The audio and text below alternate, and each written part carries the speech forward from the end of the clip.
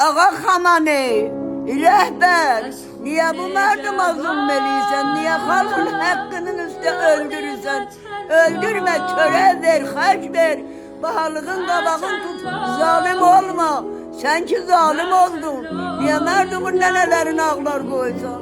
bəsisləri bu, aralıq bəsislərin boşlayıbsan, merdumu kırdırırsan, ne insafına, salırsan zindana, Əhliyalı qalır az, və nədir rəhbərsən, nədir rəhm elədir, nədir mərdimə zulm eləyirsən, və onların nənəsi ağlamır, İsraildən bəd oldu, İsrail bir dənə atırdı, gene biri ikisi ölürdü, sən elə bir yeşərə qırdırırsan, namərd, belə də adam namərd olar, neçə boyun qırdırırsan mərdimin əhliyalı, ya insaf elə də bir utan da, Əhliyalın qəşək kefin çəkir, mərdumun qız gəlini avara darada işləyir, bitki əhliyalına törə çıxadır.